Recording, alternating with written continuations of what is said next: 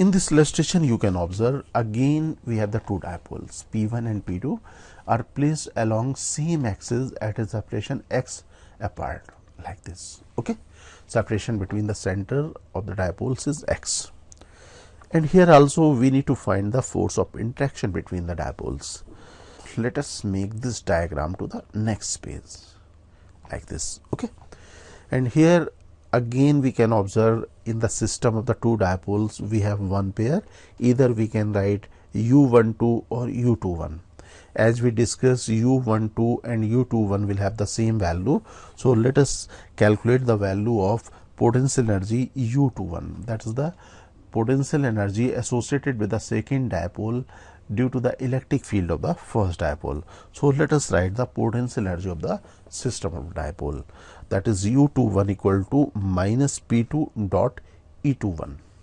Okay, as we discussed, p2 is the dipole moment of the second dipole and e21 is the electric field generated by the first dipole at the center of the second dipole. And here we can observe the center of the second dipole is lying at the axial position of the first dipole. That means the electric field generated by the first dipole at the center of the second dipole will be parallel to the P1 vector like this, and it will have the value 1 upon 4 pi epsilon naught 2 P1 divided by x cube. Here from the diagram we can observe this P2 vector and E21 vector both are parallel to each other. That means angle between these two vectors is 0 degree.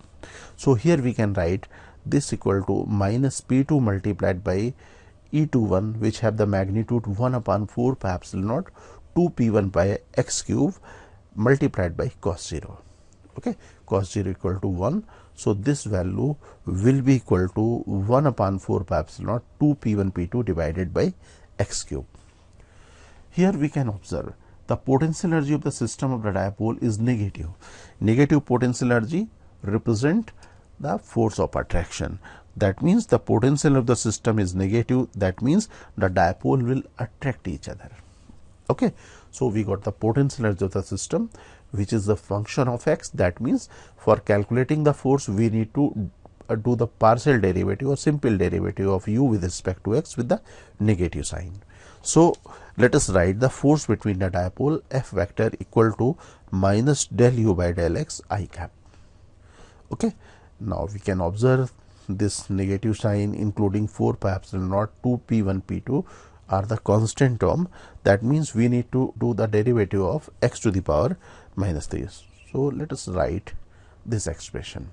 Now we can make this term 2 P1 P2 4 pi epsilon naught, and we can observe minus and minus will be positive multiplication. So we can write like this.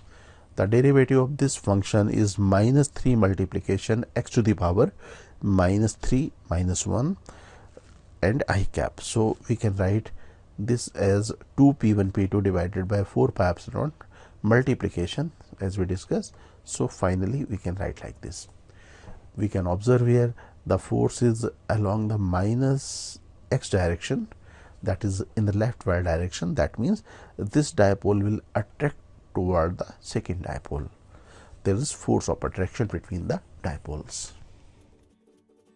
Dear aspirants, Cengage India has launched the new edition of our JEE Advanced Physics books. Please visit www.cengage.co.in to buy a copy. You can also buy the books from Amazon or Flipkart.